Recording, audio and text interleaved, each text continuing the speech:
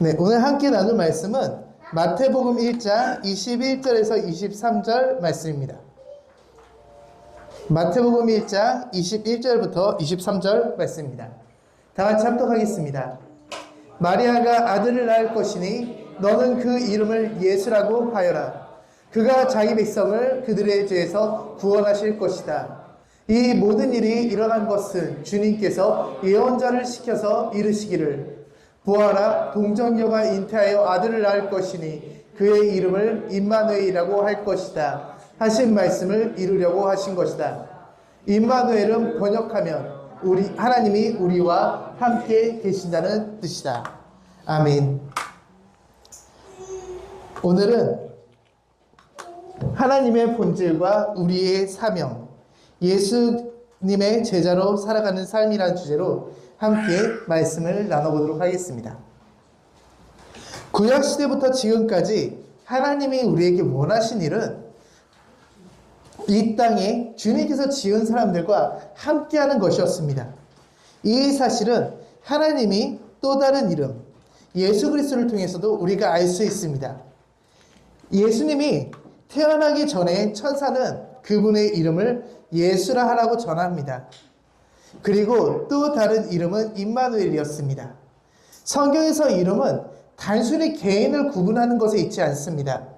이름의 존재, 본질, 사명, 하나님과의 관계를 담고 있는 매우 중요한 의미를 가지고 있습니다. 성경에서 이름은 내가 누구인가에 대한 답을 나타냅니다. 이런 의미를 알고 나서 예수 그리스도의 이름을 생각해 보면 우리는 그분의 존재와 본질이 무엇인지 알 수 있습니다. 먼저 예수님은 우리의 구원자가 되십니다. 그리고 우리와 함께 하시는 분입니다. 하나님은 늘 사람과 함께 했지만 사람은 그렇지 않았습니다. 죄와 멀어진 이후 끊임없이 하나님을 떠난 삶을 살았습니다. 하나님은 그분만 사람과 함께하는 것이 아니라 그분이 지은 창조물 우리 역시도 하나님과 함께하기를 원하셨습니다. 그래서 태초부터 지금까지 복음의 사역을 이어가고 계십니다. 우리는 복음을 통해 하나님과 함께하고 있다라고 많이 생각을 합니다. 예수 그리스도 성령님의 가르침을 통해서 우리는 하나님과 함께할 수 있게 되었다라는 개념을 많이 가지고 있지만 말씀을 보면 하나님은 태초부터 지금까지 우리와 함께 하셨습니다. 예수님의 이름을 주기 전부터 하나님은 우리와 함께 하시는 분이었습니다. 그거는 죄인들에게도 마찬가지였습니다. 니느웨를 보면은 하나님께서는 죄인인 그들을 구원하기 위해서 요나를 보내십니다. 그것은 하나님께서 죄인들을 끝까지 바라보시고 그들을 포기하지 않으셨다는 것입니다.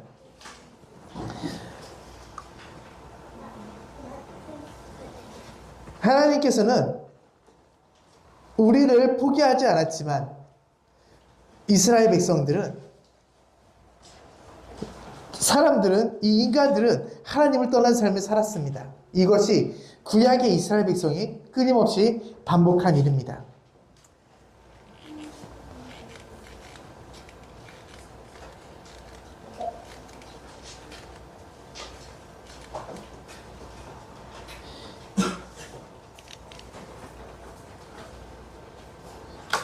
사람이 하나님을 떠나기 시작한 것은 가인과 아벨부터 시작됩니다.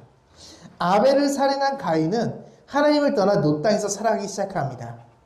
이 가인의 후손은 하나님을 찾지 않고 자기 삶을 살았습니다. 하나님을 잊은 백성과 함께하며 다른 것을 따라 살아갈 수 있는 사람들, 그 사람들을 하나님께서는 포기하지 않았습니다. 그래서 하나님의 아들들과 사람의 딸들을 구분하셨죠. 하나님을 잊은 백성들이 하나님의 사람들이 하나님을 잊은 백성들을 따라서 살지 않게 하기 위해서 하나님은 끝까지 포기하지 않고 아담과 하와에게 새로운 자녀 셋을 주십니다. 자기 삶을 살아가는 사람과 하나님을 따라가는 사람을 구별해서 만드신 것입니다. 그리고 이 셋을 통해서 이스라엘이라는 민족을 세우셨습니다. 이스라엘은 애굽의 노예로 살았습니다. 죄의 자녀들은 하나님의 자녀를 다스리고 그들의 방식대로 살아가게 만들려 했고 자신들의 방식에 굴복하게 만들었습니다. 죄의 주인이 되어서 살아간 그들은 하나님의 종을 자기 종으로 삼으려고 했습니다. 자신이 주인이 되어 살아가는 사람들 가운데서 하나님은 구원의 손길을 펼쳐서 그들을 구원해 내십니다. 이 땅의 진정한 주인이 누구인지, 그들의 주인이 누구인지 깨닫게 하면서 그들에게 구원의 손길을 내미셨습니다. 이 사건이 출애굽 사건입니다. 출애굽 이후에 하나님은 그들을 직접 인도하십니다. 주인된 삶을, 주인된 분이 그 백성들을 이끌면서 계속해서 그들의 갈 길을 제시하십니다. 불기둥과 구름기둥으로 직접 인도하시면서 그들을 구원하기 위한 하나님의 인도하심을 경험하게 하셨습니다. 하나님께서는 그들을 광야에서 끊임없이 훈련시키는데 그들을 훈련시키는 이유는 그들이 다시 죄를 그리워하며 죄의 노예인 삶으로 돌아갈까 염려했기 때문입니다. 출애굽기 3장 17절에서 이렇게 이야기합니다. 바로는 마침내 이스라엘 백성을 내보냈다. 그러나 그들이 블레셋 사람의 땅을 거쳐서 가는 것이 가장 가까운데도 하나님은 백성은 그 길로 인도하지 않으셨다. 그것은 하나님이 이 백성이 전쟁을 하게 되면 마음을 바꾸어 이집트로 되돌아가지 않을까 하고 염려하셨기 때문이다. 이 말씀을 보면 하나님의 마음이 나옵니다. 블레셋 땅을 거쳐가면 그들이 블레셋 사람들과 마주해야 됩니다. 그리고 그 블레셋 사람들과 싸워야 된다는 사실에 대해서 그들은 인식을 하고 있습니다. 그때 그들이 두려움에 빠져서 이집트로 돌아가지 않을까 염려하셨기 때문입니다. 하나님은 이스라엘 민족을 빠르게 가나안 땅으로 인도할 수도 있었습니다. 그 길이 가장 가까웠기 때문입니다. 근데 하나님께서 그렇게 하지 않은 이유는 하나님의 인도하심은 우리의 육체의 편함에 있지 않고 죄에서 벗어나게 하는 데 목적이 있기 때문입니다. 광야의 삶은 하나님께서 사랑하는 이스라엘을 위해서 할 수 있는 최고의 선택이자 섭리였습니다. 그렇게 육체가 힘든 광야의 길로 그들을 인도하신 것입니다. 이스라엘을 향한 사랑의 선택은 그 섭리는 지금도 이어지고 있습니다.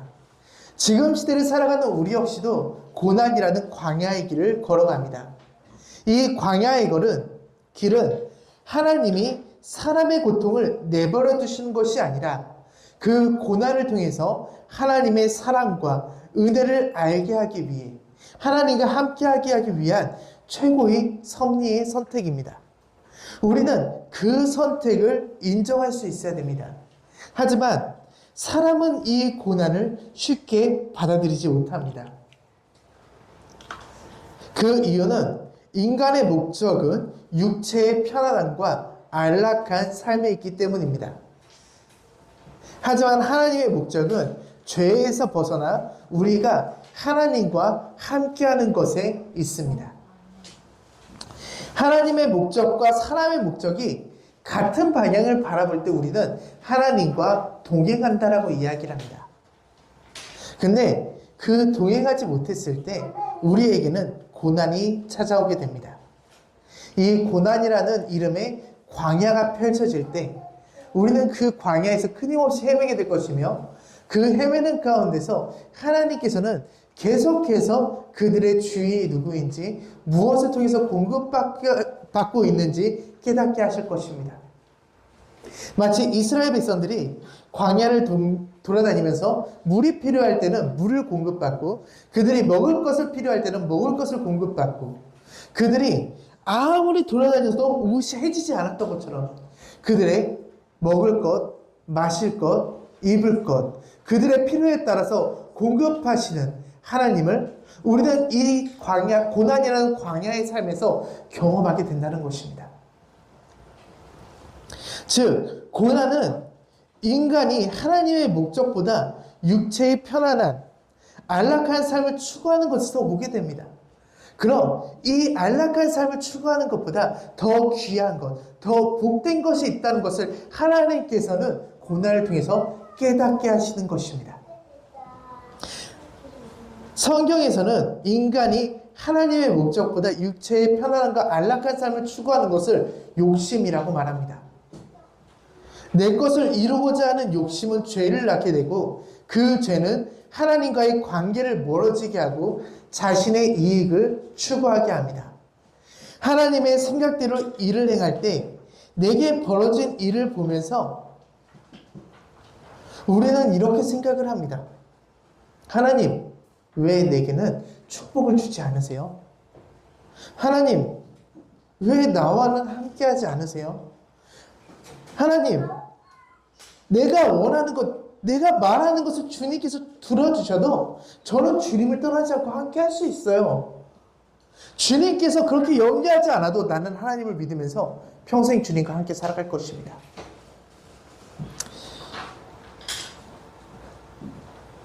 우리가 생각하는 이 방식대로 흘러가면 참 좋겠지만 아무리 복음의 자유를 바꾼 사람이라도 예수님께서 하신 일을 기억하지 못하면 언제든 죄의 삶으로 돌아갈 수 있다는 사실을 성경에서는 가르치고 있습니다. 하나님은 이 땅의 주인이 누구인지, 사람의 진정한 주인이 누구인지, 내가 누구를 따라서 살아가야 되는지에 대해서 가르치셨습니다. 하지만 사람은 세속적인 세상에서 강제로 주입하는 교육을 받고 자랍니다. 그러면서 하나님의 말씀이 아닌 자기의 생각이 점점 더 커지게 됩니다. 이런 환경에서 하나님의 말씀을 알려줄 사람들이 필요했습니다. 하나님의 말씀을 가르쳐줄 사람들, 그 사람들이 누구일까요? 구약시대에는 부모에게 첫 번째로 그 책임이 있었습니다. 지금도 마찬가지입니다. 부모에게 그 책임이 첫 번째로 있습니다. 그리고 그 다음엔 선지자들, 사사들, 수많은 예언자들을 통해서 하나님께서는 하나님의 말씀이 무엇인지 알게 했습니다.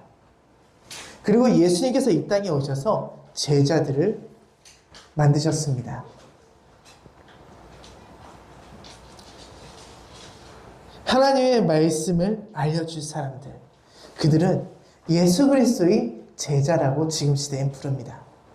제자는 작은 예수 그리스도로 이 땅을 살아가면서 세속적인 가치가 아닌 말씀의 가치를 알려주어 하나님을 주인으로 모시는 사람들입니다. 우리는 늘 죄와 하나님 이 갈림길 가운데 서 있습니다. 그 갈림길에서 내 주장을 내세우지 않고 하나님께 순종할 수 있어야 됩니다. 자기 주장을 내세우면서 하나님의 주권과 섭리를 따르지 않고 내가 할 수 있다는 마음을 품는 것을 성경에서 교만이라고 표현을 합니다. 우리는 이 교만을 버리고 겸손한 마음을 얻어야 됩니다. 이 겸손한 마음을 가지고 주님을 따라서 살아가면서 내가 삶으로 주님이 이 땅의 진정한 주인임을 다른 사람에게 가르칠 수 있어야 됩니다. 말씀을 보면 이스라엘 백성들이 이전의 삶으로 되돌아가지 않을까 염려하셨다라고 이야기를 합니다. 하나님께서 사람이 죄의 노래로 돌아가지 않을까 염려한 것은, 염려는 미래에 일어나지 않은 일을 염려하는 거잖아요. 우리의 것의 염려는 그러한 의미잖아요. 근데 하나님의 염려는 그렇지 않아요. 하나님의 염려는 놀라운 지혜로부터 나온 것입니다.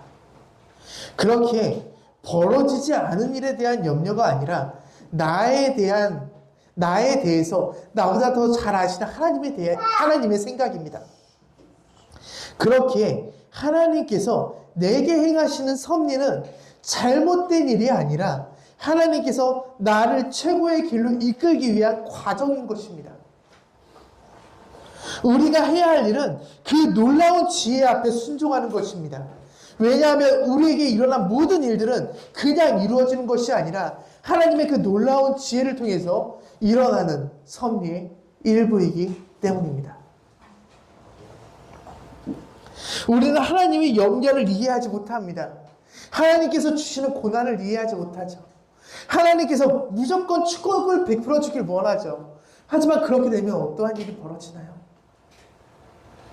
우리는 이스라엘 백성들이 평안한 삶을 살았을 때 주님을 떠났던 것처럼 우리 역시도 그 평안 속에서 주님을 잊고 떠난 삶을 살아가게 될 것입니다.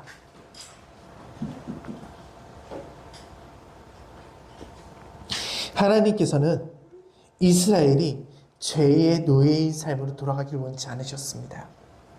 그래서 블레셋과 만나기 전에 그들을 충분히 훈련시키십니다. 24시간 이스라엘 백성들과 함께하면서 하나님이 어떠한 분인지 그들이 해야 할 일이 무엇인 대해서 알려주시고 보여주셨습니다. 그렇게 훈련을 받았는데 이스라엘 백성이 블레셋을 만났을 때 어떠한 반응이었는지 기억하십니까? 이스라엘이 가나안 사람들을 처음 봤을 때 반응이 민수기에 나옵니다. 그러나 그와 함께 올라갔다 온 사람들은 말하였다. 우리는 도저히 그 백성에게로 쳐 올라가지 못합니다.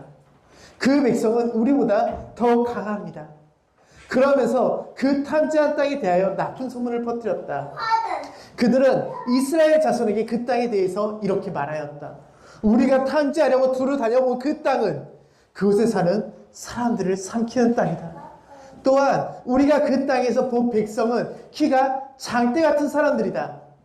거기에서 우리는 또 네피림의 자손을 보았다. 아낙 자손은 네피림의 한 분파다.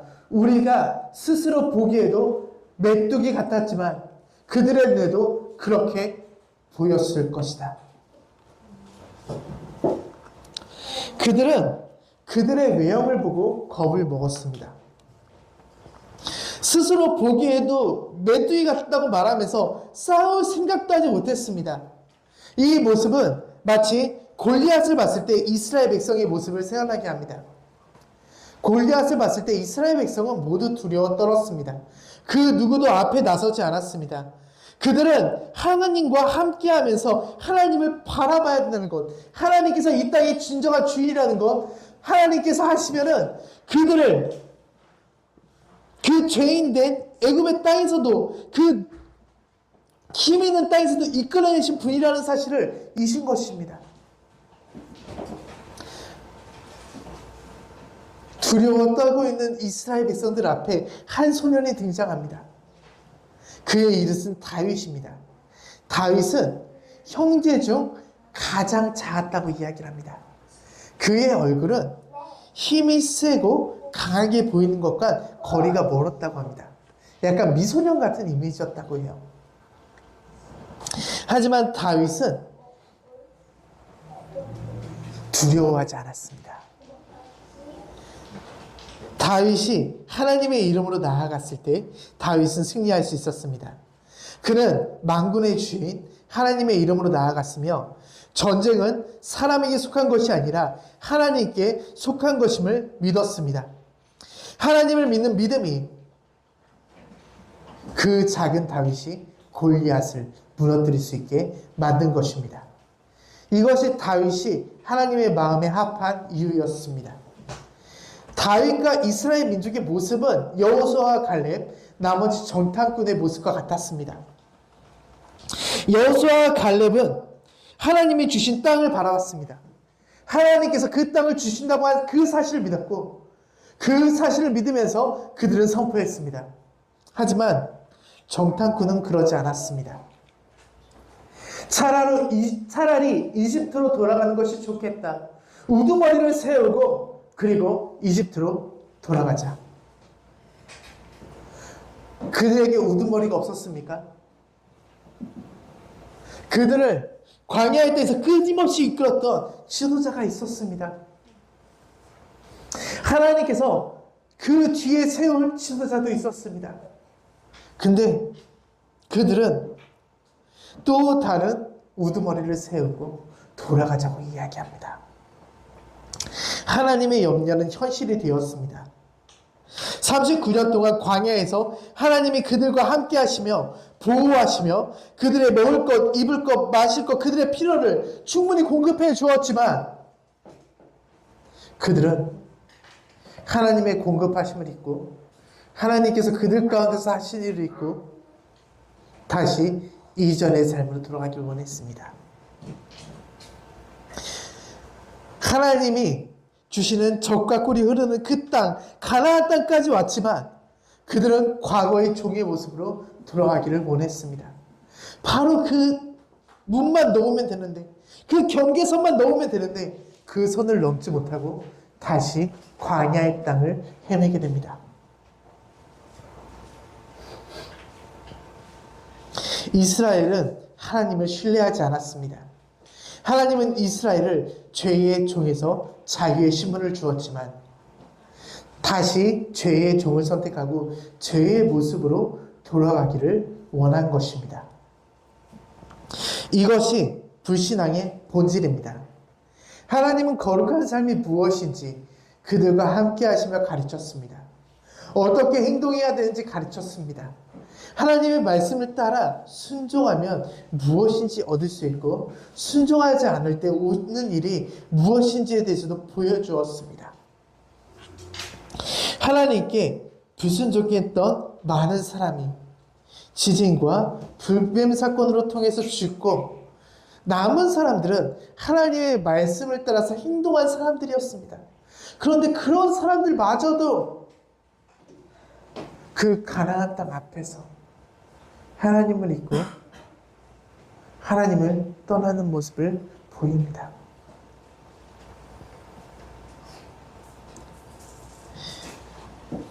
하나님과 같이 행동하는 법을 배우지 못한 그들은 결국 가나안 땅을 얻지 못했습니다. 이스라엘이 광야로 출발할 때 하나님께서는 홍해 앞에서 이렇게 말씀하셨습니다. 가만히 서서 지켜보십시오.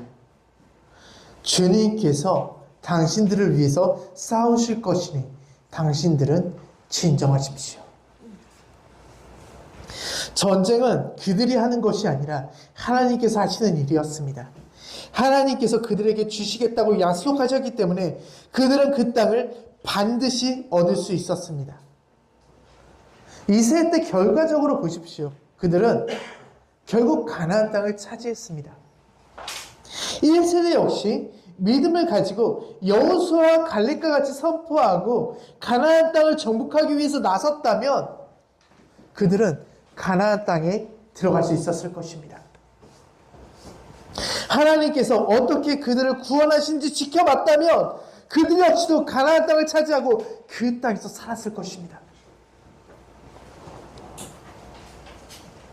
근데 그러지 못했습니다. 하나님께서는 이스라엘 민족에게 아무것도 없는 광야에서 그들을 위해 일하시며 하나님의 일을 지켜보고 신뢰하며 그분의 거룩함을 닮아가는 것에서 가르치셨습니다.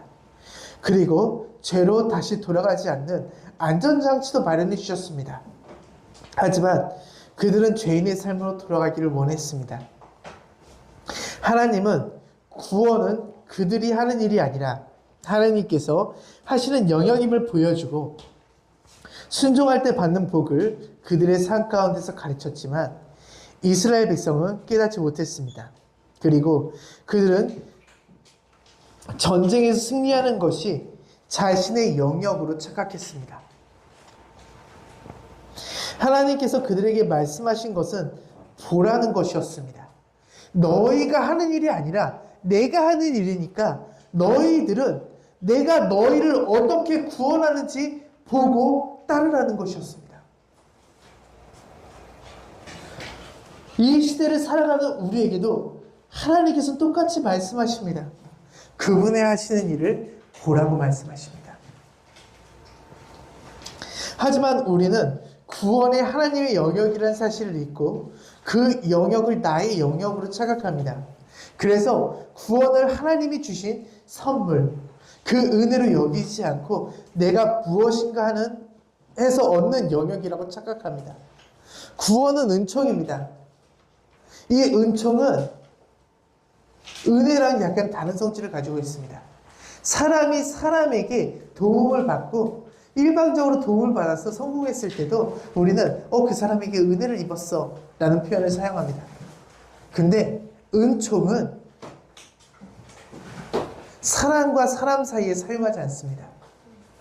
오직 하나님께서 우리에게 주는 것을 우리는 은총이라고 이야기를 합니다. 구원은 은총입니다.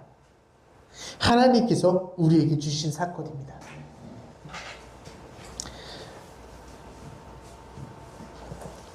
근데 그 은총에 대해서 생각하지 않고 우리는 우리의 행위로 구원을 얻을 수 있다고 생각합니다. 구원은 행위로 얻는 것이 아니라 하나님과 동행하며 그분의 하신 일을 보고 그 가르치신 것을 따를 때 얻는 것입니다. 하나님께서는 24시간 이스라엘 백성들과 동행했습니다. 하나님께서는 이스라엘 민족에게 구름 기둥과 불 기둥을 통해서 함께 하시는 것을 보여주셨습니다. 그리고 말씀을 주셔서 그들이 어떻게 살아야 하는지를 가르치셨습니다.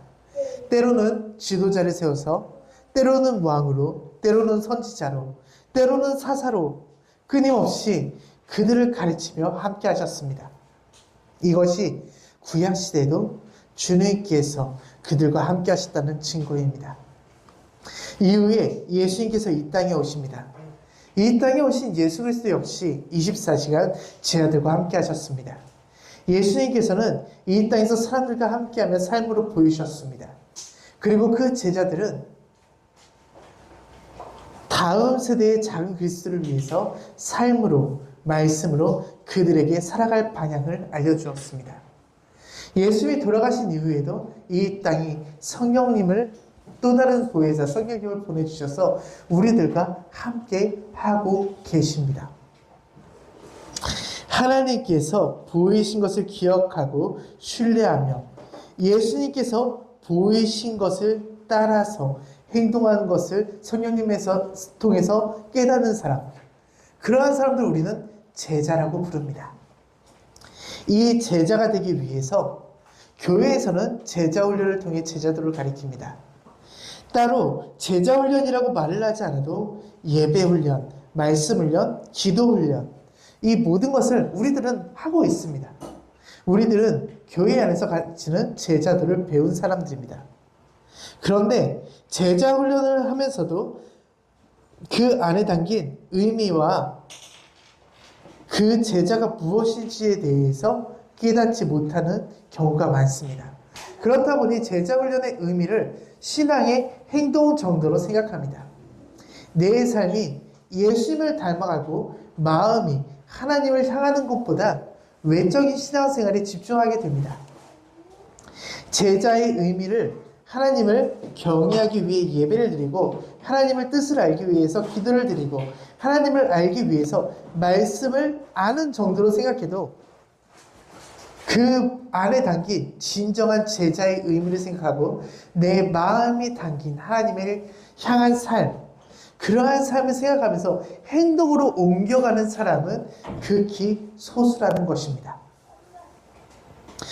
그렇다 보니 외적인 변화는 일어나도 고난이라는 벽 앞에서 그 벽을 넘어서 내면의 변화를 일으키는 사람은 매우 적습니다. 성도가 이해하지 못하면서 행동으로 옮기면 그 안에는 문제가 생깁니다. 대표적인 것이 율법주의적인 신앙입니다. 성도는 하나님과 이웃에게 사랑을 실천해야 된다는 것을 지식적으로 알고 있습니다. 그래서 행동으로는 실천하지만 그 안에 참된 사랑이 존재하지 않습니다. 그 증거로 나타나는 현상이 정죄입니다. 이 정죄는 보통 타인을 향하지만 나를 향한 정죄로 이어질 때도 많습니다. 마치 바리새인과 같은 모습을 보이는 것입니다. 우리는 바울의 모습을 보면은 이러한 정죄의 모습에 대해서 생각해 볼 수 있습니다. 바울이 율법주의적인 신앙을 가지고 그 안에 사랑을 잊은 자가 되었을 때 어떻게 했습니까? 예수 그리스도를 믿는 자들을 핍박하면서 그들을 죽였습니다. 그들의 생명을 해했죠. 근데 예수 그리스도를 만나고 나서 어떻게 했습니까? 그는 복음을 위해서 살았습니다. 그 복음을 위해서 살아가면서 예수 그리스도를 믿지 않는 자들을 어떻게 했습니까? 핍박하지 않았습니다. 그들을 죽이지 않았습니다. 그들에게 복음의 말씀을 전했습니다. 만약 율법주의적인 시대로 살아갔던 그의 믿음이었다면 그들을 핍박하고 죽였어야죠. 똑같이 했어야죠. 근데 그러지 않았어요. 그 안의 차이는 그 안에 사랑이 있었기 때문입니다. 율법주의적인 신앙을 가지고 하나님을 따르는 것이 아니라 그 자기 자신의 신념을 따르는 사람이라도 하나님께서는 그들을 사랑한다는 마음을 가지고 있었기 때문입니다. 이방인에게도 복음을 전했습니다. 그 이방인도 주님께서 사랑한다는 마음을 가지고 있었기 때문입니다. 그는 그 안에 사랑이 들어오면서 180도 변한 삶을 살았습니다.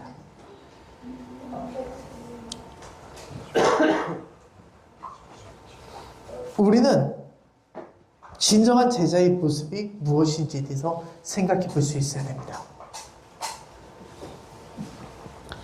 먼저 하나님의 사람, 예수님의 제자가 된다는 것은 단순히 종교적인 규칙과 생활의 습관을 통해서 살아가는 사람이 아니라 예수님의 성품, 그 사역을 이 땅에서 재현하는 대리자가 된다는 것입니다. 제자는 히브리어로 탈미드라고 합니다. 탈미드는 하나님이 선택하여 맺어주신 동료를 의미하는 것입니다. 신약 성경에 보면 예수님을 따라다니던 제자들이 있습니다. 여기서 제자라고 얘기하면 많은 사람들이 열두 제자만 생각하지만 누가복음에 다른 제자들이 등장을 합니다. 이 일이 있은 뒤에 주님께서는 다른 72사람을 세우셔서 친히 가려고 하시는 모든 고을과 모든 곳으로 둘씩 앞서 보내시며 그들에게 말씀하셨다. 추수할 것은 많으나 일꾼이 적다. 그러므로 추수하는 주인에게 추수할 일꾼을 보내달라고 청하여라. 예수님께서는 72명의 제자를 세우시면서 그들을 파송하며 복음을 전하는 일꾼으로 세우십니다. 그리고 그들은 각 고을에 가서 그 복음을 전했습니다. 또 예수님이 승천하신 이후에 제자가 된 바울도 존재했죠. 그리고 그 바울은 디모데를 세웠습니다. 우리는 이들 모두를 예수님의 제자라고 말합니다. 그럼 그 시대에 살았던 예수님을 따르던 예수님을 만난 그 사람들만 제자일까요? 그렇지 않습니다. 제자들은 또 다른 제자들을 위한 삶을 살았습니다. 그리고 그 제자들은 또 다른 제자들을 만들기 위해서 살았습니다. 계속해서 그 작은 그리스도 제자를 향한 삶은 이어졌고 그 제자의 가르침은 지금 우리에게까지 이어졌습니다. 즉 나는 작은 그리스도 예수 그리스도의 제자입니다. 우리가 성숙한 그리스도인이 된다는 것은 작은 그리스도가 된다는 것입니다. 내가 탈미드가 되어서 예수님의 성품과 사역을 재현하는 대리자가 되어야 됩니다. 그 대리자가 되어서 이 땅에서 예수 그리스도의 복음을 나타내는 자들이 되어야 됩니다.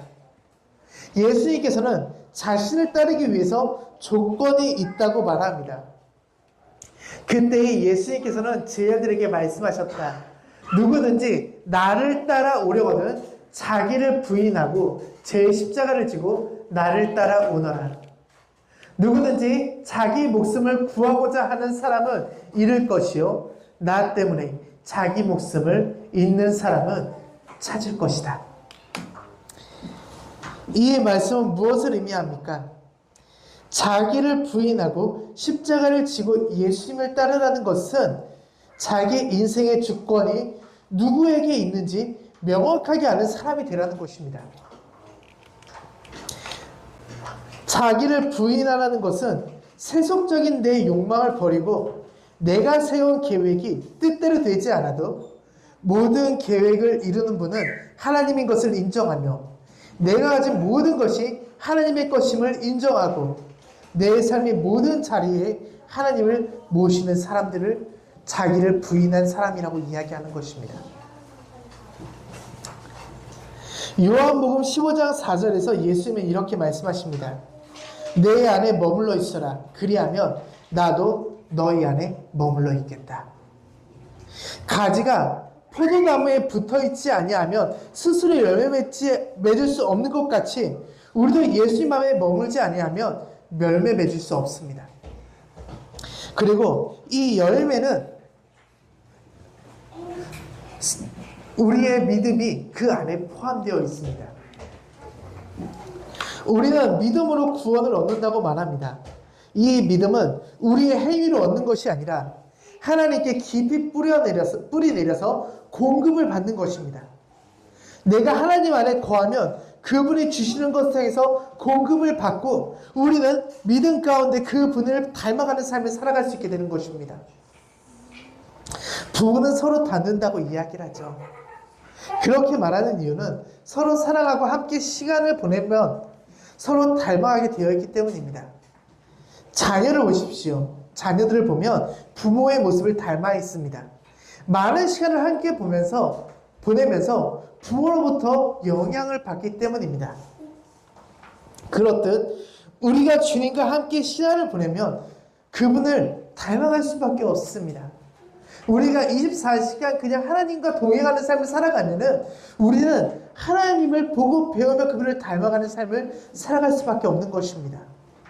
그분의 성품을 이 땅에 나타내는 사람이 되는 것입니다. 그럼 하나님의 성품은 무엇일까요? 우리가 하나님의 성품을 한마디로 이야기하면 사랑이라고 표현할 수 있습니다. 우리를 향한 복음의 계획은 사랑으로 시작되었습니다. 하나님은 예수님과 성령님을 통해서 그 사랑을 보여주시고 가르쳤습니다. 그렇게 하나님과 함께하는 우리가 사랑을 배우는 것은 너무나도 당연한 일입니다. 하나님의 사랑을 실천하는 장소는 단순히 교회가 아닙니다. 우리가 사랑을 실천해야 되는 대상은 이웃이라고 말합니다. 이웃은 자기 단위로는 가정부터 시작해서 옆집에 사는 사람, 교회 식구들, 직장 동료들, 학교 친구들 모두가 이웃입니다. 우리가 해야 하는 일은 그들에게 하나님의 사랑을 보이는 것입니다. 예수님은 이렇게 말씀하십니다. 보아라, 세상 끝날까지 항상 너희와 함께 있을 것이다. 하나님께서는 우리와 함께 하십니다. 그러면서 그 끊임없는 사랑을 우리에게 보여주시죠. 그리고 그 예수 그리스도와 함께 하면서 우리는 그 예수님의 성품을 배워서 이 땅에 하나님의 통치를 드러내고 빛과 소금의 역할을 해야 됩니다. 내가 받은 은혜를 다른 이에게 흘려주는 것. 우리는 하나님께 공급을 받고 그 공급받은 것을 흘려주는 자가 되어야 됩니다. 우리는 하나님께는 받는 자가 되어야 되고요. 이웃에게는 보내주는 자가 되어야 됩니다.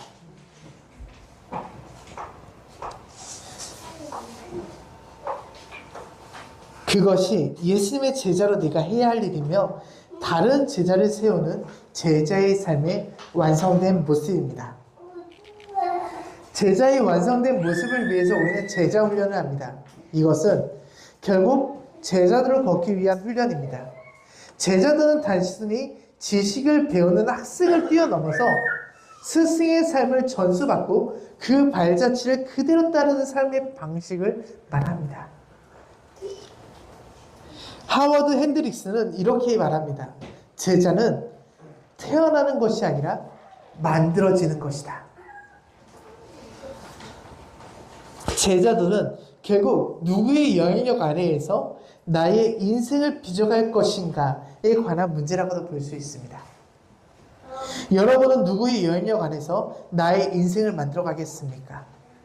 우리는 이것을 결정할 때입니다.